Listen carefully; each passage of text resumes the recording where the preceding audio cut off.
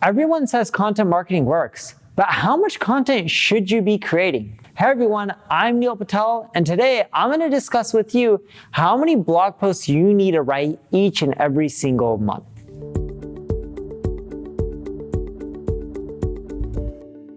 Before we get started, make sure you subscribe to this channel. That way when I release more videos like this, you'll get notified. Question for you, how many blog posts do you write on a monthly basis? Leave a comment below with the number. Now, can you take a guess on how many content pieces I write each month? Do you think it's 1? Do you think it's 3? Do you think it's 20? I write 4 a month. That's roughly 1 a week. And some months I write 5 because there's 5 weeks in the month. But that's really it. I just write 1 piece of content each and every single week. And you're probably wondering, wait, if Neil writes 1 piece of content, then I should write only 1 piece of content as well. Well, that's not the case. What works for me may not work for you.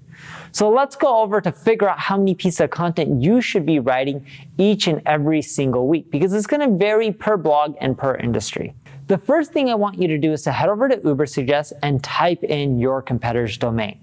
When you type in your competitor's domain, you'll see this domain overview report. Click on top pages, and this will show you all the top pages that your competitors have. Some will be blog posts, some of them won't. It'll even show you the keywords that they're ranking for each blog post for, and it'll even show you the backlinks that they have.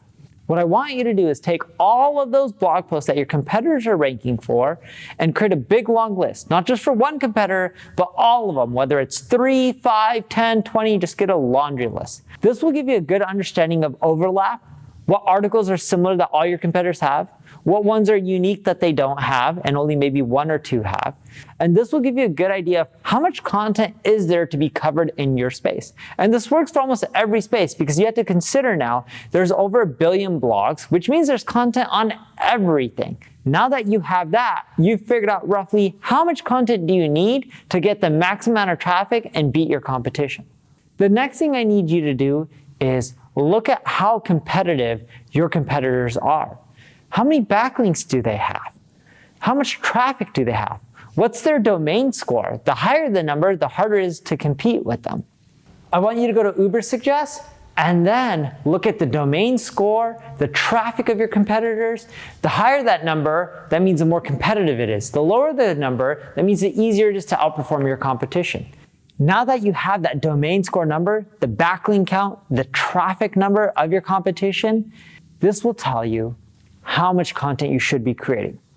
If your competition has a domain score generally under 40, that means if you produce all the content that they have, over time you can quickly outrank them. That means you should be producing a lot of content, whether that's 7 pieces of content a week, whether that's 20 a day. You can produce however many you want. And the main reason being is your space isn't as competitive and it's not going to be that hard to outrank your competition. But on the flip side, if your competition has high domain scores above 65, it's going to take a lot longer to beat them. And if that's the case, I don't want you to produce 10, 20, 30 articles a week, a month, or even a day. What I want you to do is look for content gaps. Look at all the things they discuss and what are the topics that not too many people are discussing but yet still get a lot of traffic.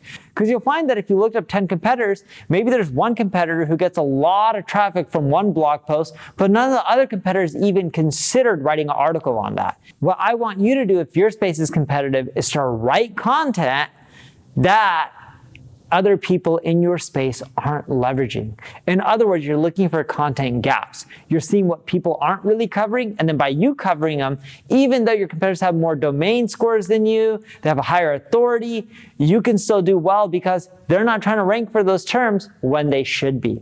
That's what will help you determine and figure out how many pieces of content that you should rank for. In other words, if your space is ultra competitive, domain score of 65 and above, you want to look for content gaps. If your domain score of your competitors is under 40, write as much as you want, build the links, do the internal linking, because over time you can outrank them. If you need help getting more rankings, more traffic, check out my ad agency, Neil Patel Digital. If you enjoyed this video, like it, share it, tell other people about it. Thank you for watching.